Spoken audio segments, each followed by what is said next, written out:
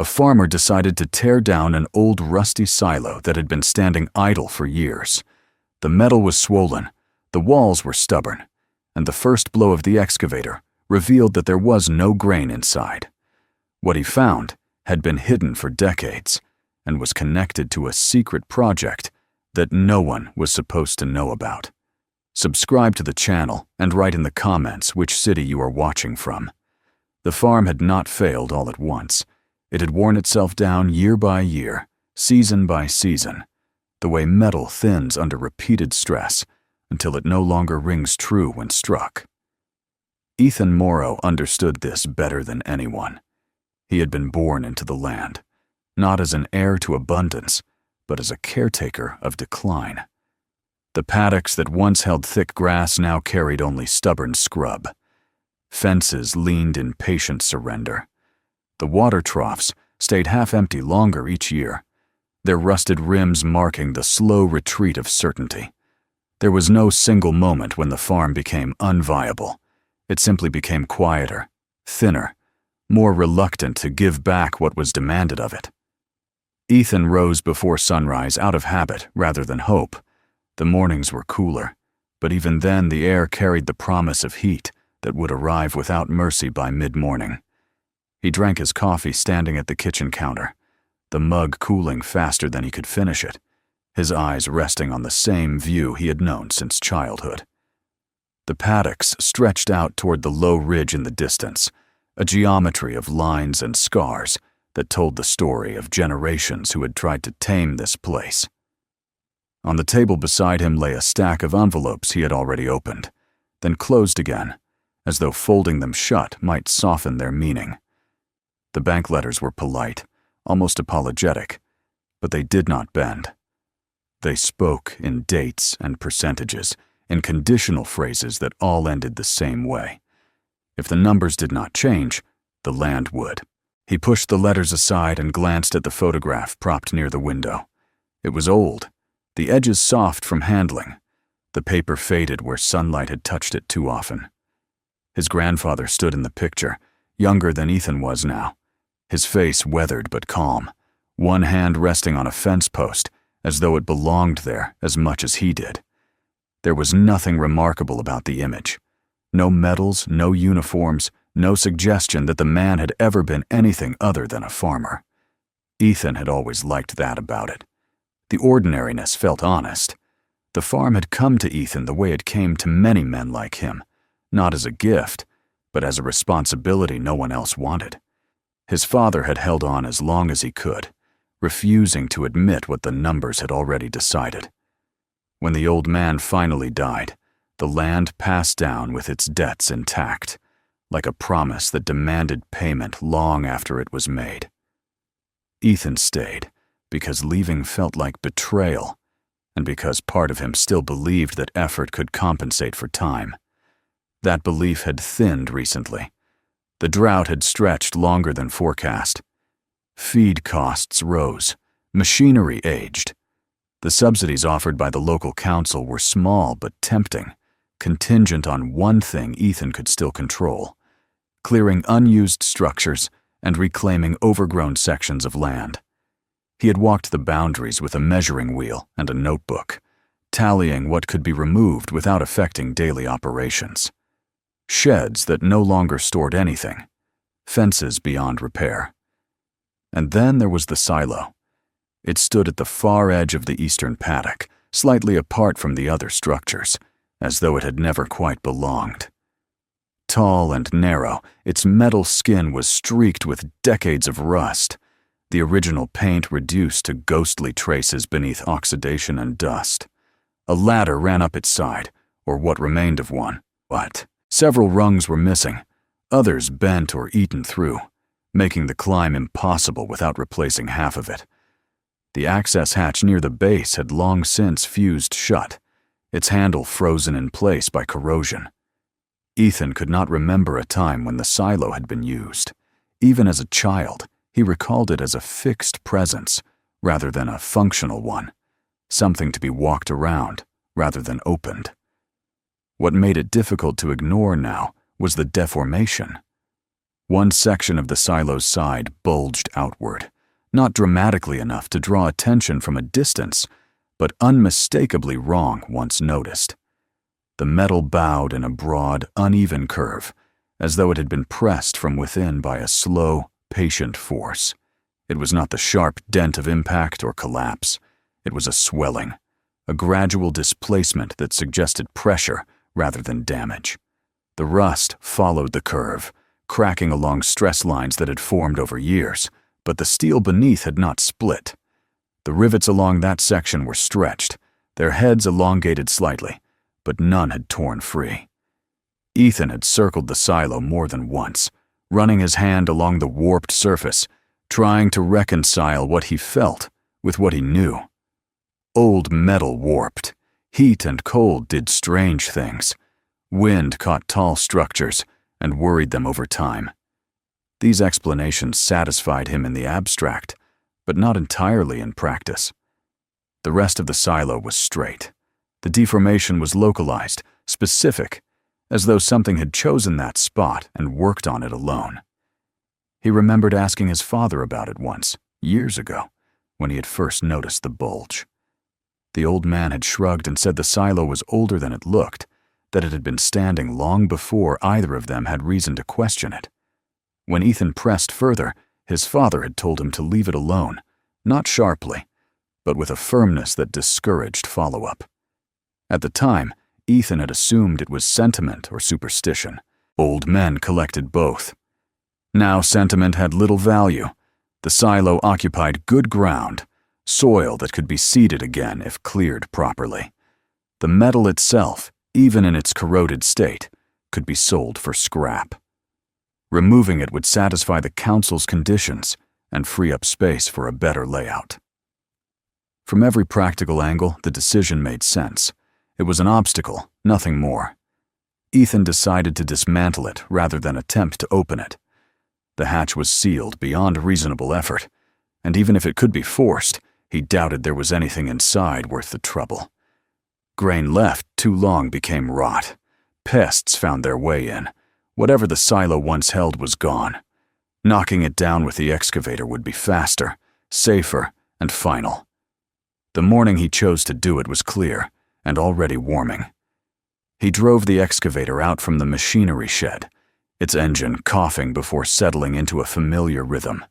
The tracks bit into the dry earth, raising dust that hung briefly before falling back into the cracks it had come from. As he crossed the paddock, the silo grew larger in his field of view, its narrow shape cutting a hard line against the sky. Up close, the bulge seemed more pronounced. The metal reflected light unevenly, the curve catching the sun at an angle that emphasized its distortion. Ethan parked the excavator and climbed down, taking a final look before committing. He pressed his palm against the warped section. The steel was warm, the heat of the day already seeping into it, but beneath that warmth, there was a firmness he could not quite define. It did not feel fragile. It felt resistant. He told himself that this was nothing more than hesitation, born of fatigue and stress. When people were pushed too far, they began to assign meaning where none existed. He climbed back into the cab and adjusted the seat. The familiar smells of oil and dust grounding him. The controls were an extension of his body now, movements practiced enough to require little thought. He raised the arm and positioned the bucket against the deformed section. This was the weakest point, or should have been. Metal already under stress failed faster when pushed. That was basic. The first impact came with a sound that made him pause. It was not the sharp crack he expected, nor the tearing screech of metal giving way. It was a dull, hollow thud, as though the bucket had struck something padded or enclosed. The vibration traveled up the arm of the excavator and into the cab, settling in his hands in a way that felt wrong. The metal bowed inward slightly, then returned, like something flexing rather than breaking. Ethan frowned and pulled back. He checked the angle, adjusted his position, and struck again. Harder this time. The sound repeated itself. deeper now, accompanied by a faint tremor that seemed to ripple along the silo's skin. Dust fell from the rusted seams, but the steel held. He stopped the machine and sat still, listening to the engine idle. The silence around him felt heavier than before. Wind moved through the scrub, and somewhere a bird called, but the silo itself stood unmoved, its warped side unchanged except for fresh scuff marks. This was not how old silos behaved. Ethan rested his forehead briefly against the cab window, irritation rising alongside a thin thread of unease he did not yet name. He had expected resistance, not defiance. The structure felt less like a container and more like a shell, something designed to absorb force rather than collapse under it. He told himself he was overthinking it. Machines behaved differently under different conditions. Metal aged unevenly. He would apply more pressure, increase the force, and the problem would resolve itself the way practical problems always did, through persistence. As he reached for the controls again, a thought surfaced uninvited, drawn from a memory he had not revisited in years. His grandfather's voice, calm and steady, telling him once, long ago, that some structures were built to hold more than they showed. At the time, Ethan had assumed it was metaphor, another piece of old advice meant to sound wise.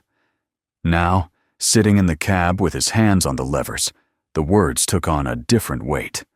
He pushed the thought aside and engaged the hydraulics. The bucket struck the silo again, and this time the metal responded in a way that left no room for denial.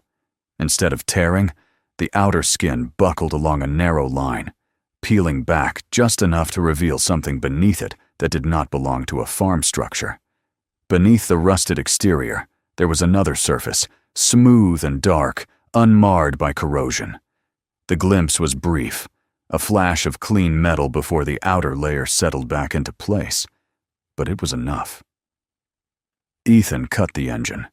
The silence that followed felt deliberate, as though the land itself were waiting.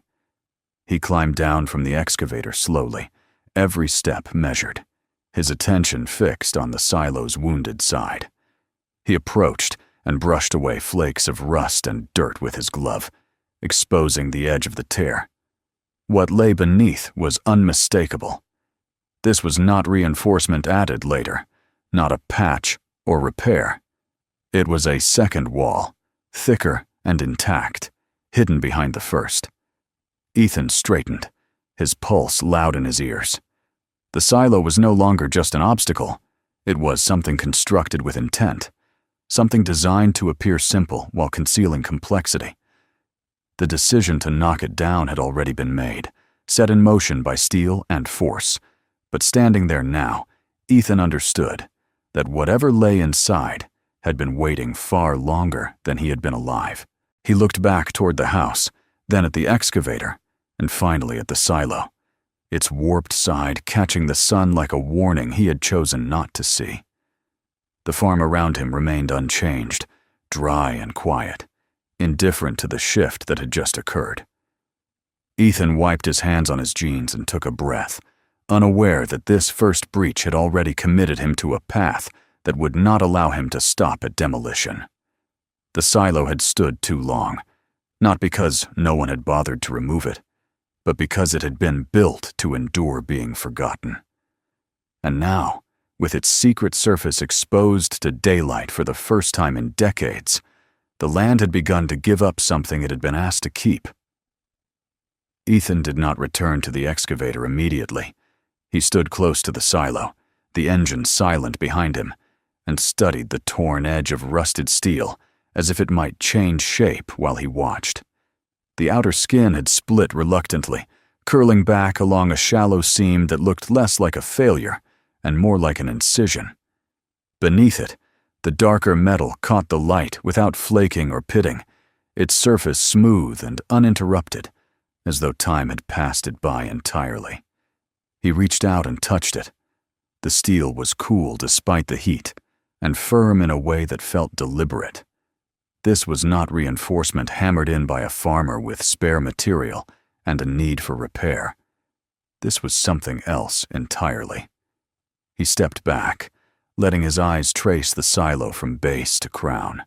The deformation now made a different kind of sense, though he could not yet explain it.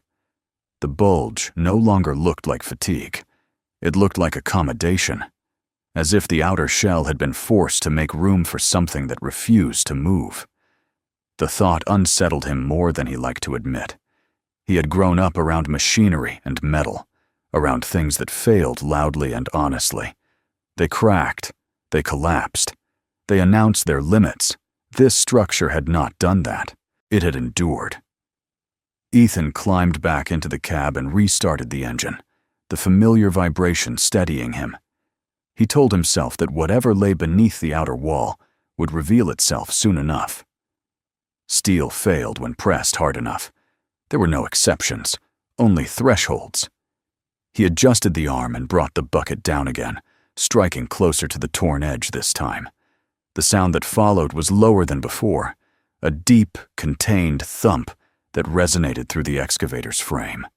The vibration lingered, traveling up the controls and settling into his wrists. Not sharp or jarring, but sustained, as though the force had nowhere to escape. He struck again. The metal flexed visibly now, the outer skin rippling as if it were being pushed from both sides at once. Dust fell in thin curtains from the seams, but still there was no tearing. The inner surface remained hidden, except for the narrow glimpse already exposed, and even that showed no sign of strain. Ethan increased the pressure, leaning into the controls, with a force that would have flattened a shed wall. The excavator groaned in response, hydraulics straining, but the silo held, absorbing the energy in a way that felt almost calculated. He stopped and let the engine idle, his breath louder than the machine for a moment. Something about this was wrong in a way that resisted explanation. The silo did not feel empty. It did not sound hollow in the way abandoned structures did. The noise it produced had depth, a fullness that suggested enclosed space rather than absence. Ethan had heard that sound before, though never from a silo. He had heard it when striking sealed tanks, when pressure was contained rather than released. He climbed down again, moving closer, despite the faint warning tugging at the back of his mind. He pressed his ear to the metal and rapped it lightly with his knuckles. The response was muted, dense, as though the wall were thicker than it should have been. He moved along the circumference, tapping in different places. The sound changed subtly near the bulge, growing deeper, more resistant. The rest of the silo responded as expected, thin and resonant, a dead shell waiting to collapse. This section was different. Ethan straightened and wiped sweat from his face. He considered abandoning the attempt, at least for the day. There was no rule that said he had to finish this now. He could step away, think it through, come back with a torch or cutting equipment, and see what lay beneath more carefully. But the thought of leaving it half opened gnawed at him. The tear in the outer wall had already revealed too much. Whatever was hidden, there had been exposed to the air for the first time in decades, and the idea of walking away felt like leaving a wound unattended. He returned to the excavator with a different plan. Instead of trying to crush the silo outright, he angled the bucket to pry, to peel rather than smash. He worked slowly, methodically, applying pressure along the weakened seam until the rusted steel began to separate with a protesting screech. The sound was harsh now, metal scraping against metal, but it was the outer layer yielding, not the inner. The torn sheet curled back in a wide arc, revealing more of the surface beneath. The second wall emerged gradually, and with it, the certainty that this was no accident. The inner metal was uniform, its thickness obvious even from a distance. It had been formed and fitted with precision, following the curve of the silo perfectly, but standing apart from it, a structure within a structure. Between the two layers, Ethan could see packed material, dark and dense, not debris but fill. Clay, perhaps, mixed with something heavier, compacted so tightly it had become part of the whole. He killed the engine again and climbed down, moving closer with the caution of someone approaching a live wire. He reached into the gap and scraped at the fill with his glove. The material resisted, hard as stone, and when he dislodged a fragment, it crumbled into fine dust that smelled faintly of earth and something else he could not place. He wiped his hand clean on his jeans, his thoughts racing ahead of his understanding. This had been built, not modified, not repaired, but designed. Someone had constructed a chamber inside a silo and then disguised it so completely that even decades of weathering had not betrayed it. The realization shifted something inside him, a subtle but irreversible change. The silo was no longer an inconvenience or an oddity. It was a deliberate act, a choice made by someone who had expected it to stand untouched. Ethan thought again of his grandfather, of the way the man had avoided questions, of the silences that had followed certain topics. At the time, those silences had seemed like personality, the reserve of an older generation that believed less said was better said. Now they took on a different shape. Silence could be protective. Silence could be strategic. He forced himself to focus on the task at hand. Speculation would get him nowhere. He needed to see more. He returned to the excavator and continued peeling back the outer skin, working carefully to avoid damaging whatever lay beneath. The rusted steel came away in sections now, each piece falling with a hollow clang that echoed across the paddock. The inner wall remained untouched, its surface unmarred by the violence inflicted on its cover. As more of the inner structure was exposed, Ethan noticed something else. The deformation of the outer wall aligned precisely with a subtle irregularity in the inner one. Not a bulge, but a faint distortion, a place where the metal seemed to have been pressed outward over time, and then held there.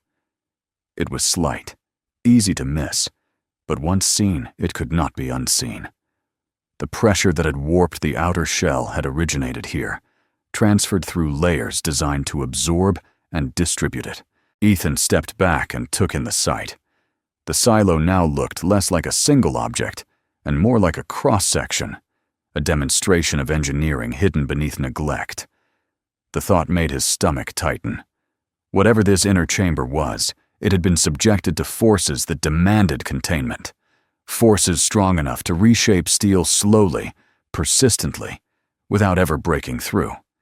He realized then that the silo had not failed because it had not been allowed to. It had been built to endure, to hold something in place regardless of what time and weather did to its exterior. The bulge was not a sign of weakness. It was a record of stress managed, of pressure endured rather than released. The sun climbed higher as Ethan worked, the heat pressing down on him with growing insistence.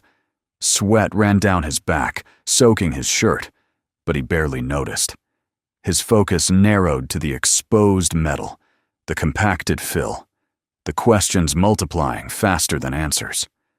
By midday, he had stripped away enough of the outer shell to reveal a broad section of the inner wall, and with it, a seam he had not expected to find. The seam ran vertically, clean and straight, interrupted only by a series of heavy bolts, spaced at regular intervals.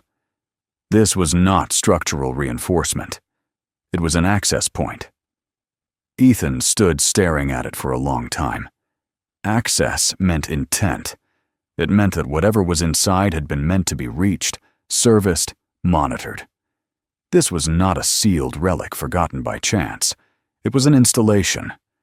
He felt a brief, sharp urge to stop, to seal everything back up as best he could, and pretend he had never seen it. That urge passed quickly, replaced by a harder resolve. The land had carried this thing beneath his feet for as long as he could remember. It had shaped his family's history in ways he was only beginning to suspect. Turning away now would not restore ignorance. It would only leave him with questions he could never answer. Ethan fetched tools from the shed, working with a care that bordered on reverence. He loosened the bolts one by one, each turn of the wrench a small act of commitment. The metal protested, but yielded, and as the final bolt came free, the seam shifted slightly, releasing a breath of air that felt cooler than the heat outside. It carried a scent of old metal and oil, of spaces that had not been opened in a very long time. He paused, hand resting on the edge of the seam, and listened. There was no sound from within, no hum or movement, only a dense, expectant silence. Whatever pressure had once existed here had long since settled into stillness, leaving behind only its traces. With a controlled pull, he eased the panel open. Darkness waited on the other side, not the dusty darkness of an abandoned shed, but something deeper and more contained. Ethan leaned forward, peering in, and felt the moment settle around him with a weight he could not shake. The silo had resisted him, not because it was broken, but because it had been doing exactly what it was meant to do. He had crossed a threshold now, not just of steel, but of understanding. The farm behind him, the debts, the calculations, all of it receded as the reality of what lay inside the silo pressed forward. The metal had not behaved correctly, because it had not been ordinary metal. It had been part of something designed to last, to hold, to conceal. Ethan took a breath and stepped closer to the opening, unaware that this was the last moment in which the discovery could still be contained to the paddock alone. What waited beyond the inner wall would not stay confined for long, and once seen, it would begin to exert its own pressure, reshaping everything around it just as surely as it had reshaped the steel. The panel did not swing open freely. It moved with the reluctance of something that had been sealed with purpose, resisting the intrusion of daylight and fresh air as though it had learned to prefer darkness. Ethan braced one foot against the curved inner wall and pulled again, careful not to force it too quickly. The metal responded with a slow scrape, the sound drawn out and deliberate, until the opening widened enough to admit his shoulders. A breath of air flowed outward, cool and faintly metallic, carrying with it a smell that had nothing to do with grain or dust. It was the scent of machinery left idle, of oil that had settled into steel and stayed there. He stood at the threshold for a moment, letting his eyes adjust. The light from outside reached only a short distance into the space beyond, fading quickly into shadow. He reached for the torch he kept clipped to his belt and flicked it on, angling the beam downward. The interior revealed itself gradually, not in fragments, but as a cohesive whole, a space that made sense the instant it was seen. This was not the chaotic interior of a repurposed structure or an improvised hiding place. It was ordered, measured, built to be entered and used. The chamber followed the curve of the silo, but at a reduced diameter, leaving the packed fill he had uncovered as a buffer between the two walls. The inner surface was smooth, its paint flaking in places, but still intact. The pale color dulled by time rather than damage. The floor beneath his boots was metal as well, level and solid, with a faint grid pattern etched into it for traction. There was no sign of rodents or nesting birds, no droppings or debris. Whatever this place had been, it had remained sealed tightly enough to exclude the small intrusions that claimed every neglected farm building. Ethan stepped inside, the torch beam sweeping slowly across the walls. The temperature dropped noticeably as he crossed the threshold, the heat of the day replaced by a coolness that clung to his skin. He closed the panel behind him part way, leaving it ajar to admit light and air, and stood still, listening. The chamber answered with silence, no hum, no echo beyond the muted one his movements created. The sound felt absorbed, as though the walls had been designed to swallow it. As his eyes adjusted further, details emerged. Along one side of the chamber, metal shelves had been bolted directly into the wall, their brackets thick and industrial. Several of them held wooden crates, their surfaces stamped with markings that made his stomach tighten. The stencils were faded but legible, the lettering precise and uniform in a way no farmer would have bothered with. Dates, serial numbers, abbreviations he did not recognize but knew enough to respect. These were not shipping labels meant for commercial distribution. They were inventory marks. He approached the nearest crate and ran his fingers along the lid. The wood was dry but sturdy, treated to resist moisture, and secured with metal bands that showed only the lightest hint of corrosion. He did not open it yet. Something about the arrangement gave him pause. The crates were aligned carefully, evenly spaced, as though someone had expected them to remain accessible. This was storage, not disposal. Opposite the shelves, a bank of equipment occupied the curved wall. Panels with dials and gauges sat mounted at chest height, their faces clouded with age, but intact. Wires ran from them into conduits that disappeared into the floor and ceiling. Ethan recognized the general purpose of some of it: pressure indicators, vibration sensors, readouts designed to record fluctuations over time.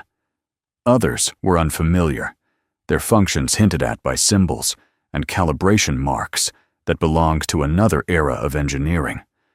None of it looked like it had been torn out or vandalized. It had been shut down, not destroyed. He moved deeper into the chamber, the torch revealing a narrow work table secured to the floor.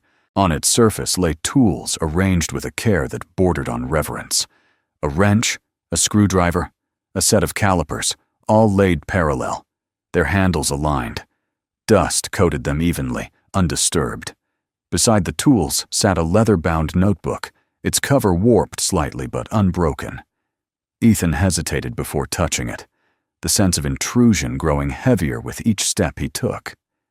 This was not just a hidden room. It was a preserved moment. He picked up the notebook and opened it carefully. The pages were yellowed but intact, the ink faded but readable. Columns of handwriting filled them, neat and deliberate, recording measurements, dates, observations. The entries were methodical, the tone professional, but beneath the discipline he sensed urgency, a need to document precisely what was happening. He flipped through several pages, his torch beam tracing the lines. The dates spanned several years, clustered around the middle of the last century. The final entries grew shorter, the handwriting tighter, as though written under pressure. Ethan set the notebook down and turned his attention back to the shelves. He opened one of the crates, lifting the lid slowly. Inside, wrapped in oiled cloth, were components he did not recognize, but understood instinctively were not agricultural.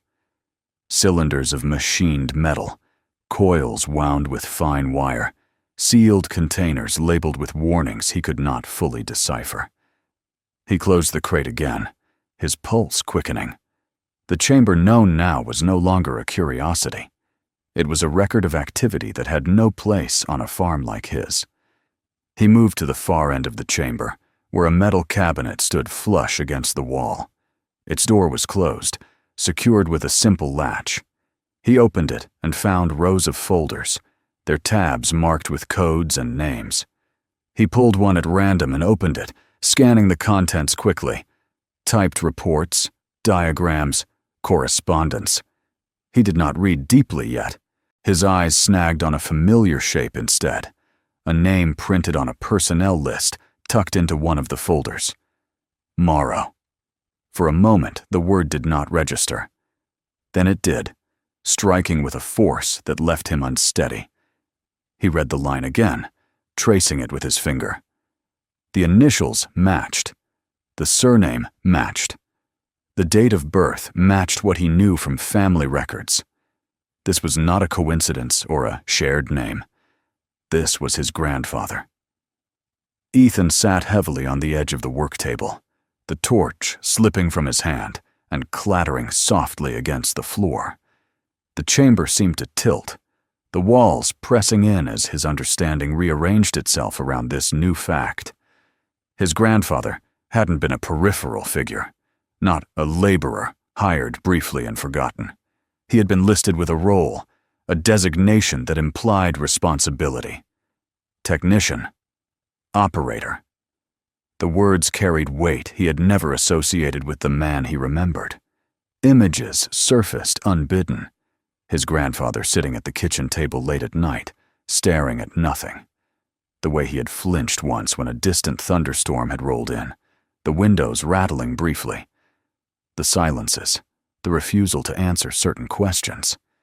Ethan had always assumed these were the marks of age or temperament. Now they looked like the residue of knowledge withheld. He stood and returned the folder to the cabinet, closing it carefully. The discovery shifted his sense of the space. This was no longer an anonymous installation. It was a place his family had been tied to, whether willingly or not.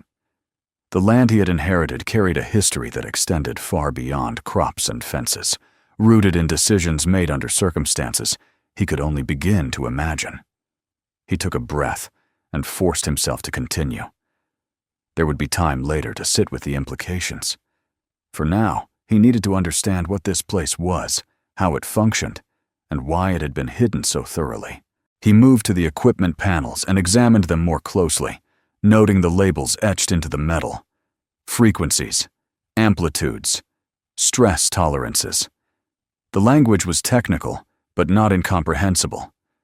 This was about measuring forces, about observing how structures responded over time. At the base of one panel, he noticed a spool mounted on a bracket, a length of magnetic tape threaded through a recording unit beside it. The device was old but well maintained, its casing free of the corrosion that plagued the outer silo. He recognized it as a portable recorder, the kind used to capture audio logs before digital storage made such things obsolete. His grandfather's era. Ethan lifted the recorder carefully, testing its weight. The power switch was set to off. He did not turn it on yet. Some part of him wanted to delay that moment, to postpone hearing whatever voice might emerge from it. For now, it was enough to know that it existed, that someone had felt compelled to leave a record beyond written reports. As he explored further, he noticed something else. One section of the chamber floor bore faint scoring marks, shallow grooves that radiated outward from a central point. They were not scratches made by dragging equipment. They were the kind of marks left by vibration, by repeated micro-movements over long periods. The pattern aligned with the distortion he had seen in the inner wall, confirming what he had already begun to suspect. Whatever had happened here had exerted pressure not in a single event, but continuously, building and releasing in cycles too subtle to shatter steel, but persistent enough to reshape it. The realization brought the silo's bulge into sharper focus. The outer wall had not failed because the inner structure had absorbed and moderated the forces within, transferring them outward gradually. The deformation was a record, a slow-motion imprint of stress managed over years. The silo had been both disguise and buffer, its agricultural appearance masking a function that had nothing to do with storage. Ethan checked his watch, surprised to see how much time had passed. The afternoon light angled differently through the opening now, the sun beginning its descent. He felt the first stirrings of unease that had nothing to do with claustrophobia. He was alone on the property, standing inside a concealed chamber filled with evidence of a project he did not yet understand, one that bore his family's name.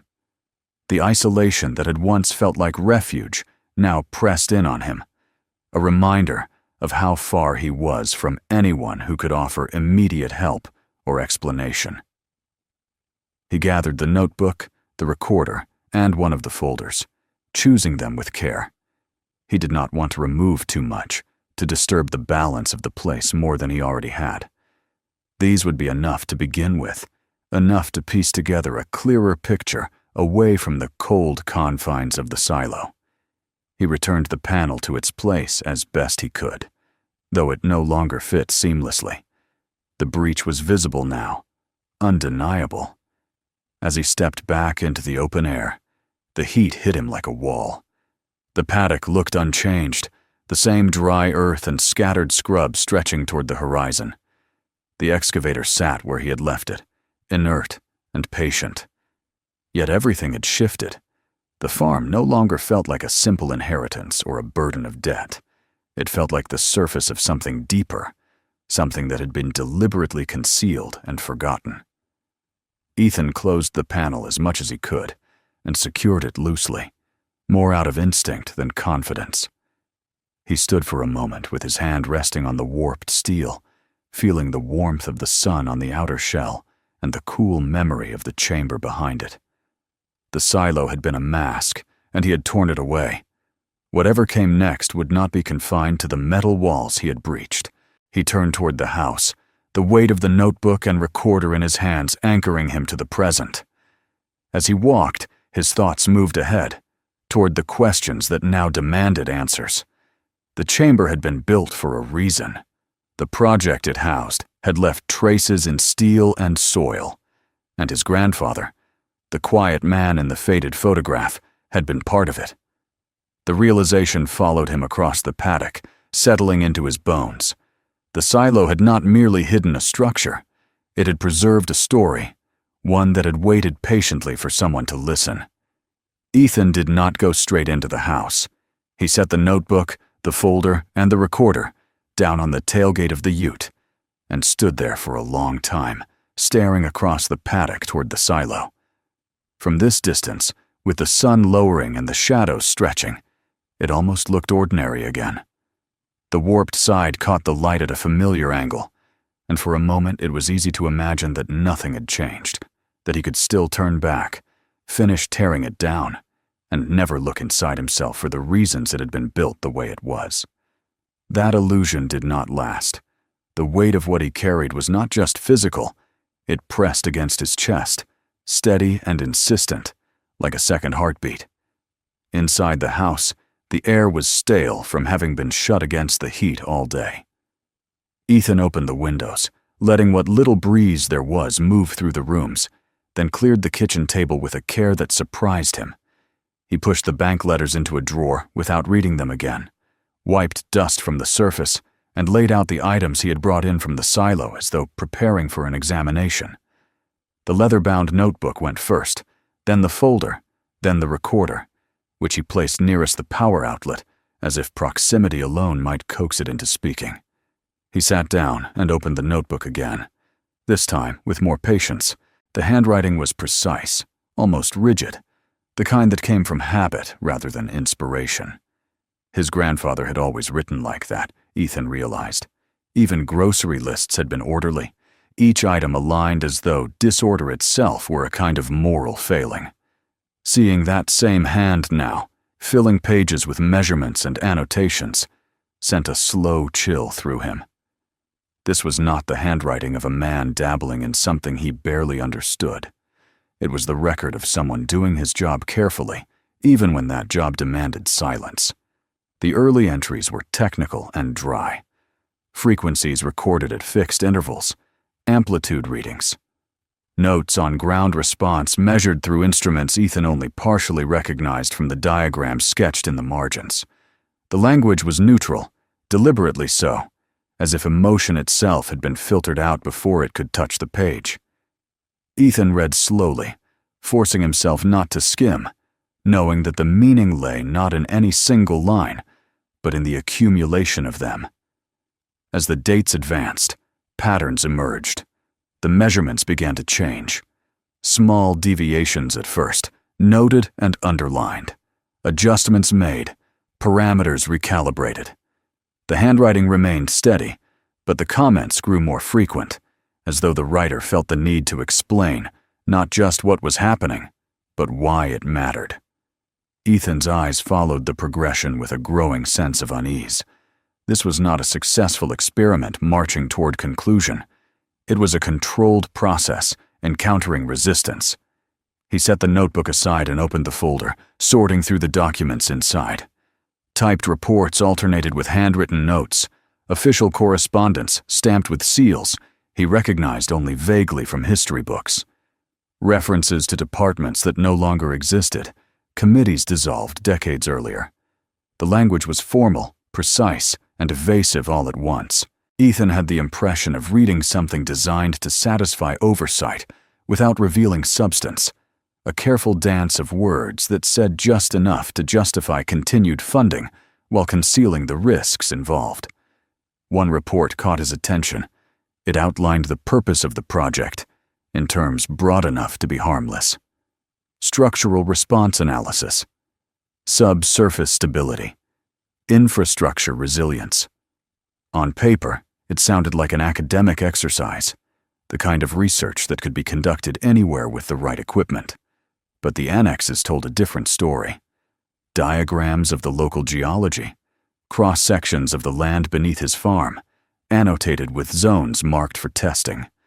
Notes about resonance effects when certain thresholds were reached. Warnings, couched in cautious language, about cumulative stress. Ethan leaned back in his chair, the pieces beginning to align. This had not been about a single test, or even a single result.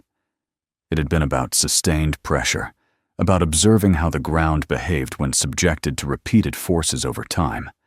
Not explosions or sudden shocks, but something subtler. Vibrations, oscillations, the kind of stress that did not announce itself until it had already done its work. He turned to the recorder then, hesitating with his hand on the power switch. The notebook and documents told him what the project had been in theory. The recorder, he suspected, would tell him what it had been in practice. He plugged it in, listening to the faint hum as electricity reached components that had been silent for decades. The machine responded reluctantly at first, the reels twitching, then settling into motion with a soft, steady whir. For a moment, there was only static, a hiss like distant rain. Ethan adjusted the volume, his pulse quickening despite himself. Then a voice emerged, thin but unmistakable, shaped by the limitations of the tape, but carrying a presence that made his throat tighten. "My name is Samuel Morrow," the voice said, measured and controlled. "This is a personal record. It is not authorized, and it is not to be logged." Ethan closed his eyes briefly. Hearing his grandfather's voice again, unchanged by time in its cadence and restraint, was like opening a door he had believed sealed forever. He listened, barely breathing, as the recording continued.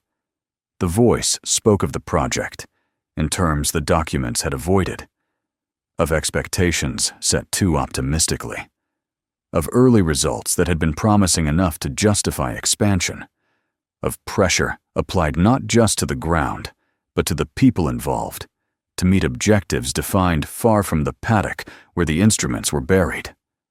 Samuel Morrow described the equipment, the way the chamber inside the silo had been designed not only to house instruments, but to moderate the effects of what they were inducing. The inner walls, the compacted fill, the outer shell. Layers meant to absorb, to distribute, to delay failure. As Ethan listened, the image of the bulging silo wall returned with new clarity. It had been doing exactly what it was built to do, taking on strain gradually, protecting what lay beyond. The deformation was not a flaw, it was evidence of function. The recording went on, and the tone shifted subtly. The calm precision remained, but beneath it Ethan heard something else, a tension held in check by discipline. Samuel spoke of unexpected readings, of responses in the ground that exceeded models, of resonance effects that did not dissipate as predicted, but accumulated, creating zones of instability. He spoke of meetings, of concerns raised and deferred, of decisions made to continue despite warnings. There were discussions about shutting it down, the voice said at one point, and Ethan could hear the pause before the next words. Not because it was finished, but because it was becoming difficult to control. That distinction matters. Ethan felt a tightening in his chest. The project had not failed outright. It had produced results that frightened the people responsible for it. Results that suggested consequences extending beyond the immediate site, beyond the silo and its hidden chamber. The recording described the final phase in clipped, economical terms. An order to cease active testing, instructions to secure equipment, data to be archived under restricted access, the site to be sealed and left in place, its presence masked by agricultural infrastructure. No mention of remediation, no mention of long-term monitoring, just containment. "We were told the effects would dissipate over time," Samuel said, "that the ground would settle, that the structures we built would hold long enough for interest to shift elsewhere. There was no plan beyond that." Ethan opened his eyes and stared at the table, at the notebook and papers spread before him. The project had not been closed. It had been abandoned in a state of arrested tension, left to resolve itself under the assumption that time would do what engineers could not. The silo was not just a disguise, it was a compromise, a way of walking away without admitting what had been set in motion. The recording continued, Samuel's voice growing quieter, more personal. He spoke of his doubts, of the unease that followed him home, of the difficulty of explaining to his family why certain questions went unanswered. He did not name his wife or children, but Ethan heard the echoes of conversations that had ended abruptly, of a man choosing silence over honesty because honesty offered no safety.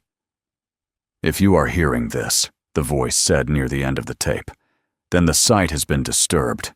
That means either someone ignored the warnings or the warnings were never passed on.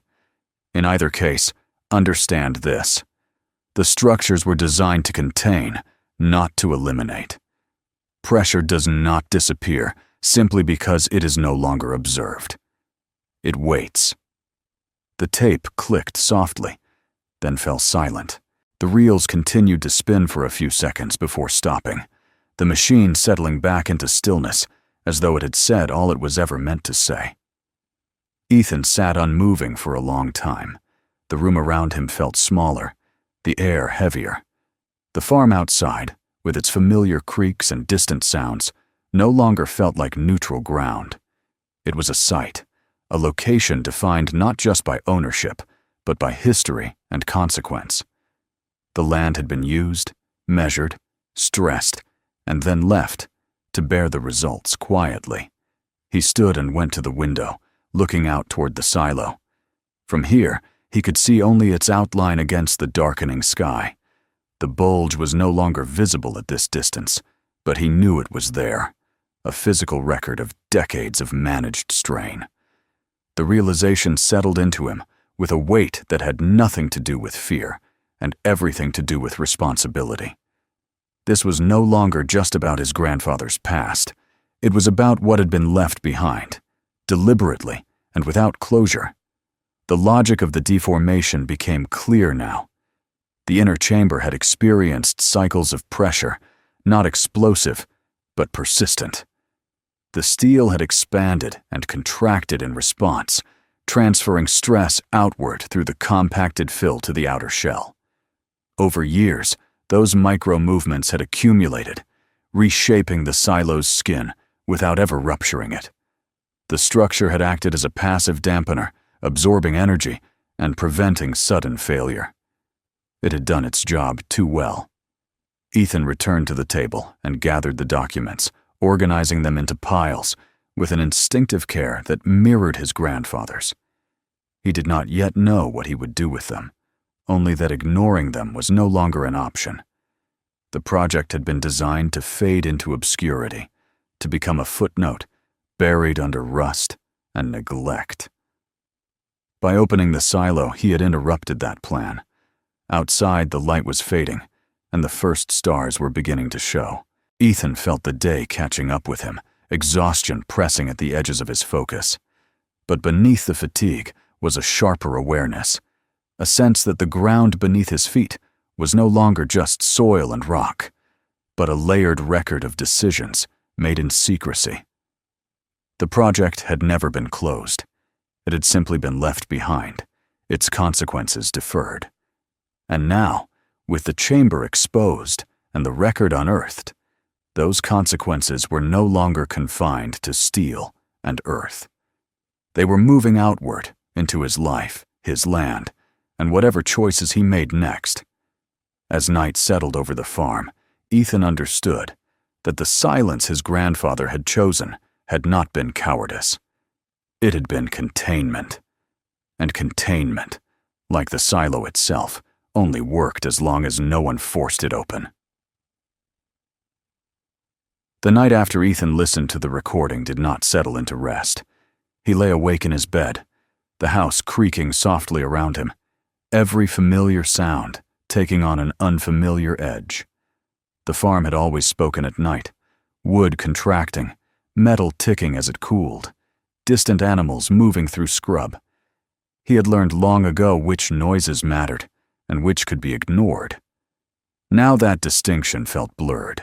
Each sound seemed to ask a question rather than answer one, as if the land itself had begun to notice that something long contained had shifted.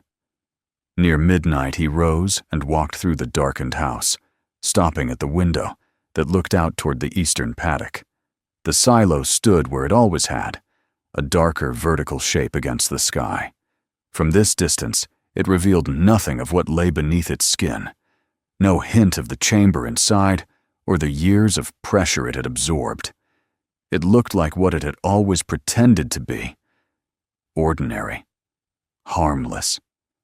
Ethan wondered how many people over the decades had passed it without a second thought, and how carefully that illusion had been maintained.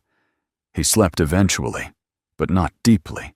When morning came, it brought with it a sense of urgency that had nothing to do with the sun or the heat.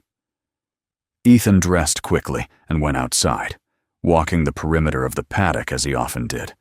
Though now his attention was sharper, his awareness tuned to details he would once have dismissed. He noticed tire tracks near the boundary fence that had not been there before, faint impressions pressed into the dry soil. They could have been made by anyone, he told himself. A contractor cutting through, a neighbor turning around. Still, he paused beside them longer than he meant to, crouching to examine the pattern before straightening again. The rest of the morning passed in uneasy productivity. Ethan fed the stock, checked the water lines, attended to tasks that demanded physical focus. He avoided the house, where the documents lay waiting, and avoided the silo, whose presence he felt even when he could not see it. By midday, the sense of being observed had grown stronger, not as a certainty but as a pressure, subtle and persistent, the same kind of pressure he now understood so well. It was mid-afternoon when the first visit came. Ethan heard the vehicle before he saw it, the sound of tires on gravel reaching him from the drive. He turned from the shed and watched as a dark sedan rolled to a stop near the house. It was not a vehicle he recognized, not the dusty utes common in the area, but something newer, cleaner. Two men stepped out, both dressed plainly but neatly, their movements controlled. They did not look around with curiosity. They looked around with purpose. Ethan wiped his hands on his jeans and walked to meet them, stopping a few paces short. The taller of the two offered a polite smile that did not reach his eyes. "Mr. Morrow," he said, as though confirming something already known. "We're with a regional safety commission. We've received a report of unauthorized excavation activity on your property." Ethan did not ask who had made the report. He already suspected the answer. He nodded once, keeping his expression neutral.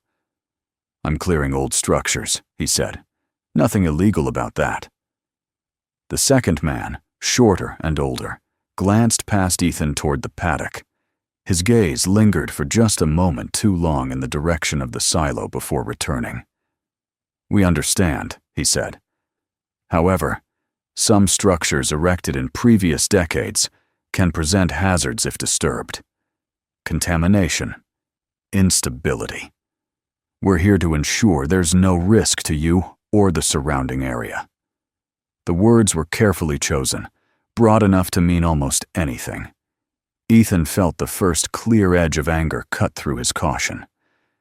"You're welcome to look from here," he said, "but this is private land." The taller man's smile tightened slightly. "Of course. We're not here to make trouble, just to gather information." They asked a few more questions, all framed innocently. How long the silo had been there, whether Ethan knew when it was built, whether he had noticed anything unusual during demolition. Ethan answered with equal care, offering nothing he had not already decided could be said safely. The men listened, nodded, thanked him for his time, and left without pressing further. As the sedan drove away, Ethan stood watching until the dust settled, his jaw clenched. They knew. Not everything, perhaps, but enough. Enough to come looking. Enough to test his responses and measure his willingness to cooperate. The visit left behind a residue of tension that did not dissipate with their departure. It lingered, seeping into the afternoon like heat into metal. That evening, Ethan noticed that one of the crates he had left in the chamber was no longer where he remembered it. He stood inside the silo, torch in hand, staring at the empty space on the shelf. He was certain he had not moved it. The panel he had secured showed no obvious sign of tampering, but that meant little. Whoever had built this place had known how to open it without leaving marks. It followed that someone else might too. He did not sleep at all that night. Over the next days, the signs accumulated. A fence gate left open when he knew he had closed it. A tool missing from the shed, then reappearing days later in a different place. The sound of a vehicle idling briefly on the road at night, then moving on. None of it was dramatic. All of it was deliberate.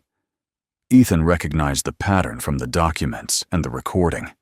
This was pressure applied gradually, designed to unsettle without provoking open confrontation. The second visit came a week later, this time with paperwork. The men arrived in a different vehicle, but their manner was the same. Polite, controlled. They carried a folder and spoke of surveys, of temporary assessments, of the possibility that certain areas of the property might need to be restricted for safety reasons. They mentioned his grandfather by name, casually, as though dropping it into conversation were an accident. "Your family's been here a long time," the taller man said. "Which means there are records. Old ones. Sometimes they surface when people start digging." Ethan felt the warning land exactly where it was meant to. After they left, he sat at the kitchen table with the folder open before him, the language of the document blurring as anger rose to replace unease. They were not asking for permission. They were establishing a framework that would allow them to take what they wanted when they chose. The project might have been abandoned, but the authority behind it had not vanished. It had simply waited. That night, the pressure escalated. Ethan woke to the smell of smoke. For a moment he lay still, unsure whether it was real or a memory intruding on sleep. Then he heard the crackle.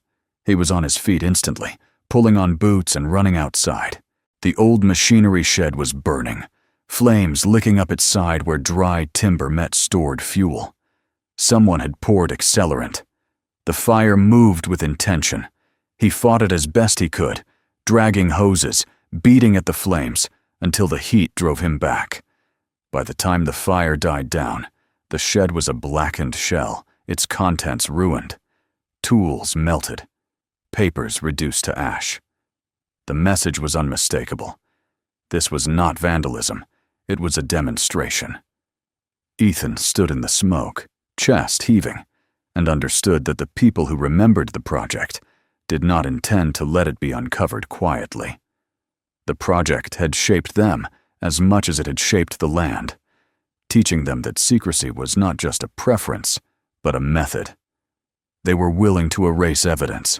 They were willing to apply pressure until resistance collapsed. In the days that followed, Ethan made his decision. He stopped trying to handle it alone. He copied everything he had: the notebook, the reports, the recording. He stored the copies in multiple places, mailed one set to a trusted acquaintance in town, left another with a journalist he knew only slightly, but trusted more than the silence that had protected the project for so long. Each act felt like a release of pressure, small but cumulative. The visits stopped after that. The vehicles no longer idled on the road. The gates stayed closed. The quiet returned, but it was a different quiet now, one that felt like recalibration rather than retreat. Ethan knew better than to believe the attention had vanished. It had merely shifted. Standing once more at the edge of the paddock, looking at the silo, he felt a strange calm settle over him. The project had been built on the assumption that secrecy would outlast curiosity. That assumption had been wrong. The land remembered. The steel remembered. And now, so did he. The people who still remembered the project were not finished. But neither was Ethan. The morning the story broke, Ethan did not listen to the radio. He did not check his phone. He went out before sunrise and stood at the edge of the eastern paddock, watching the light creep slowly across the land. The soil looked the same as it always had, cracked and pale, carrying the marks of seasons that had taken more than they gave. The silo rose from it in quiet defiance, its damaged side turned slightly toward him. The wound he had opened, now impossible to deny. For the first time since all of this had begun, Ethan felt neither fear nor urgency. What remained was a steady awareness that whatever happened next would no longer be contained to his choices alone. By mid-morning, it was impossible to ignore the noise. Vehicles arrived on the road, stopping and starting. A news van parked near the gate, its presence tentative at first, as if uncertain whether it was welcome. Then another followed, and another. People began to gather at the fence line, neighbors mixed with strangers, drawn by the kind of attention that rural places rarely attracted unless something had gone very wrong. Ethan watched from a distance, letting them come to him rather than the other way around. The journalist he had trusted arrived shortly after, his expression tight with a mixture of triumph and apprehension. He told Ethan that the documents had been authenticated, that the recording had been verified by experts who recognized the equipment and the voice patterns. The project name, long buried in archives that few people ever accessed, had surfaced again. It appeared in places it was never meant to appear. Parliamentary committees were asking questions.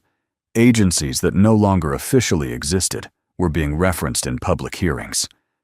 The silence that had protected the project for decades had been fractured beyond repair. Ethan listened without comment. He had expected vindication to feel different, louder perhaps, more satisfying. Instead, it felt like standing too close to a fault line after the first tremor, aware that whatever came next would be larger and harder to predict. The official response followed quickly, as it always did when denial was no longer possible. A statement was released, acknowledging that experimental infrastructure had once existed in rural areas under wartime and post-war research initiatives. The language was careful, engineered to concede without admitting liability. There were expressions of concern for landholders affected by historical activities, promises of review, assurances that no ongoing risk had been identified. Ethan recognized the tone immediately.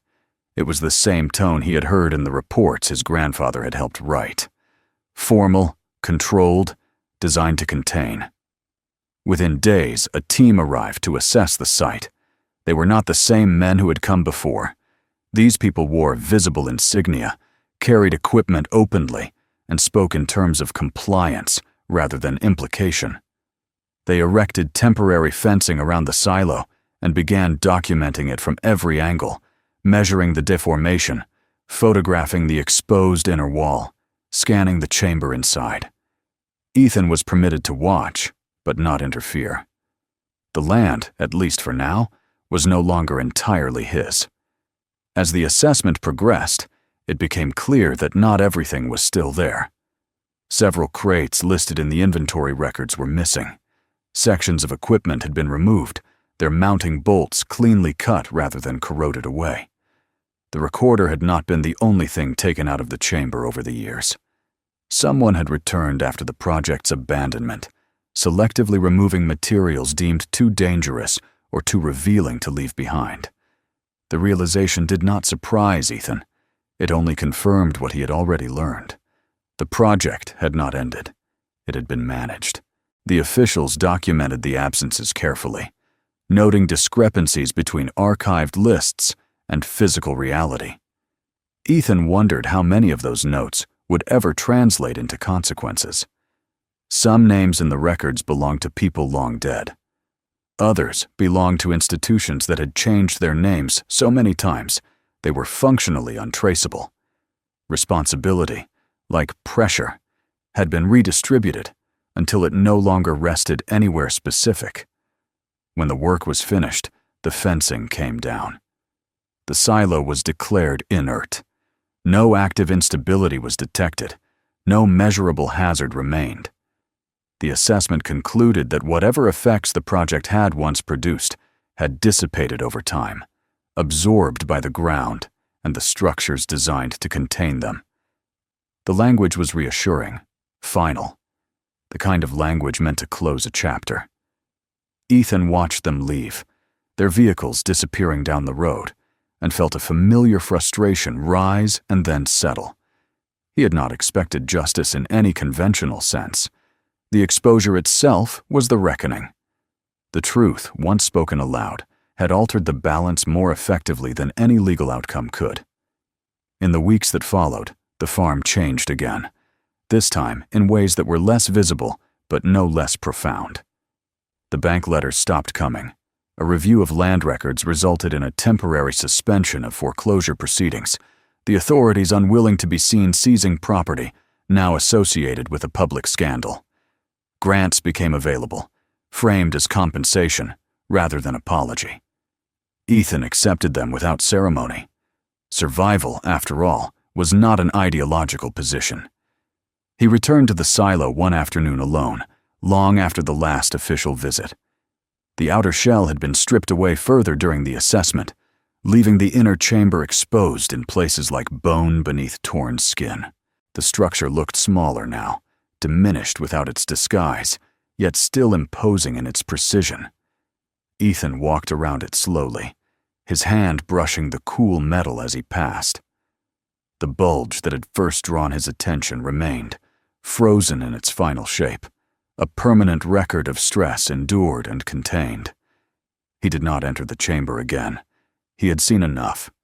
Whatever remained inside belonged to history now, not to his need for answers. Instead, he sat on the ground nearby and let his thoughts wander to his grandfather. He imagined the man standing where he stood now, younger and burdened with knowledge he could not share. The silence that had followed him through his life took on a different meaning in that light. It had not been ignorance. It had been restraint. The land, Ethan realized, had always carried more than crops and fences. It carried decisions. It carried the weight of experiments conducted in the belief that outcomes could be controlled, that consequences could be delayed indefinitely. The silo had been part of that belief, a structure designed to make pressure invisible. Its rusted exterior had invited neglect. Its strength had ensured survival. As autumn approached, Ethan began dismantling what remained of the silo, this time under no illusions. The metal came away more easily now, its secrets exposed, its purpose fulfilled. He worked slowly, salvaging what he could, letting the rest go. When the inner chamber was finally gone, the ground beneath revealed itself to be unremarkable. Solid. Quiet. Whatever instability had once been induced had long since settled into equilibrium. In its place, Ethan marked the spot with a simple post driven into the earth. He did not inscribe it with names or dates. He did not call it a memorial. It was a marker of acknowledgement rather than remembrance, a way of saying that something had been here, had mattered, and had been addressed, however imperfectly. Life on the farm resumed its familiar rhythms, altered but intact. The attention faded as new stories took its place. Reporters stopped calling. Officials stopped visiting. The land returned to being just land in the public imagination, its hidden history filed away again, this time with footnotes and references rather than silence. Ethan carried on, older in a way that had nothing to do with time. He understood now that some structures were not meant to be dismantled without consequence, that some rust existed not as decay, but as camouflage. The project his grandfather had worked on was gone, dissolved into records and hearings, its physical presence erased. But its lesson remained, embedded in Ethan's understanding of the place he called home. Standing at the edge of the paddock one evening, watching the sun sink behind the ridge, he felt a quiet certainty settle over him. The land remembered because it had been forced to. The steel remembered because it had been shaped by pressure rather than failure. And he remembered because he had chosen to look instead of turning away.